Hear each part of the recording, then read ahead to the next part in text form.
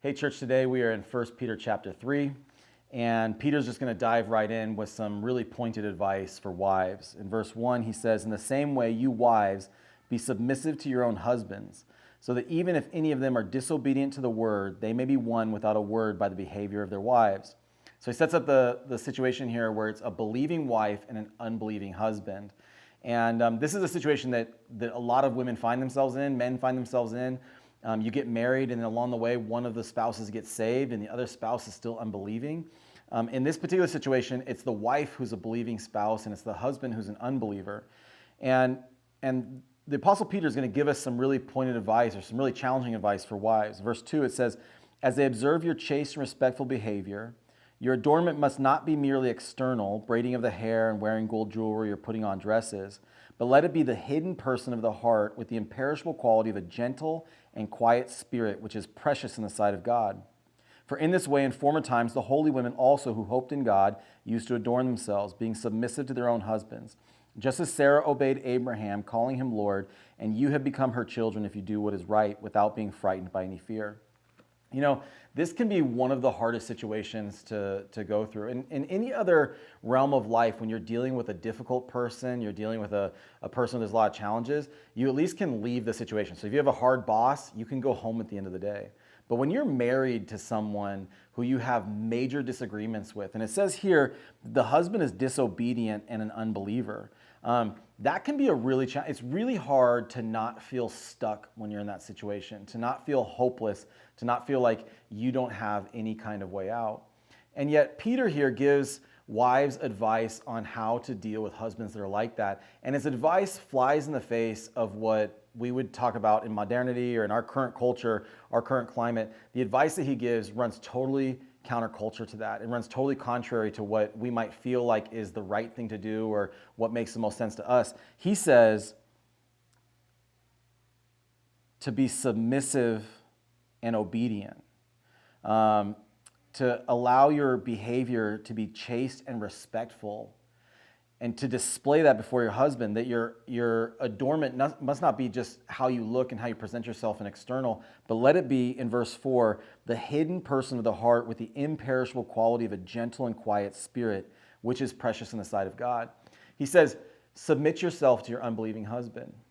Be dutiful, be faithful, be joyful, be quiet, and how you go about, be a gentle and quiet spirit. Now, this doesn't mean you have to be, quiet as a mouse, or, I know lots of women with big personalities, and that's how God made them. But what this means is your spirit is submitted to God, and you are confident in His calling of your life.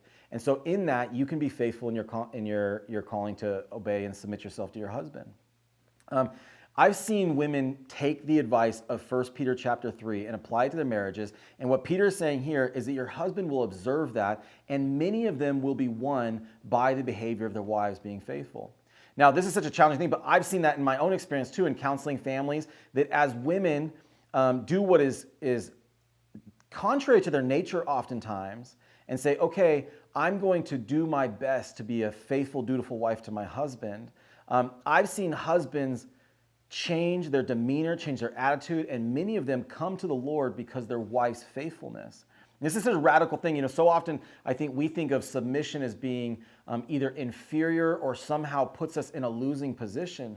But what Peter here is saying is that actually submission can cause you to gain influence. It can cause you to be used by God in a more powerful way.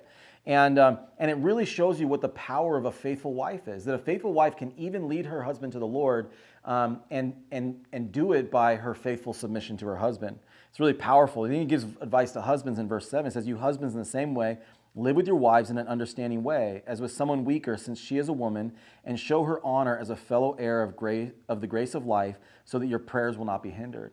It says that the responsibility of the husband to live with his wife in such a way that he's compassionate towards her, that he's gracious towards her, that he's understanding towards her, to help preserve his family and to lead his family and to bring harmony to his family is a powerful tool that he has. And it says that if he doesn't do that, if he fails in those ways, if he's hard on his family, or if he's hard on his wife, or if he treats her poorly, that his prayers will be hindered. That God is not even interested in hearing prayers from someone who is not willing to prefer their wife and encourage her and love her well.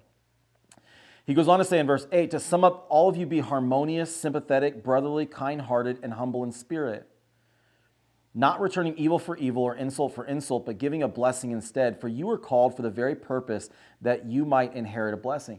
What Peter's doing here is he's taking on the hardest relationships in our life, and he's saying, listen, here's how Christians conduct themselves.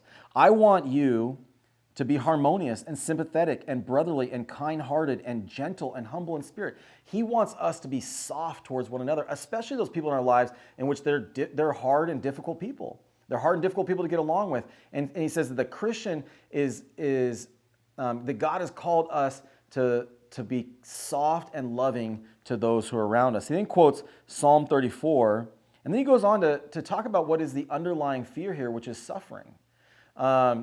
We have this fear that somehow if we obey God, if we're soft, or we're caring, if we're loving, if we're quiet, if we submit ourselves to the authorities in our lives, that somehow we're going to suffer unjustly. And so then he deals with this fear of suffering. It says in verse 13, who is there to harm you if you prove zealous for what is good? But even if you should suffer for the sake of righteousness, you're blessed.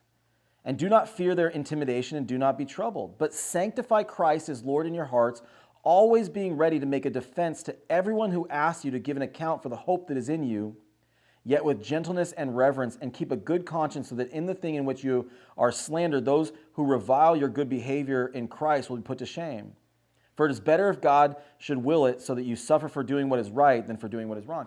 He says, look, suffering is going to happen in your life. There's people who are going to be opposed to you because of your faith in God or because of how you conduct yourself, but don't worry about that.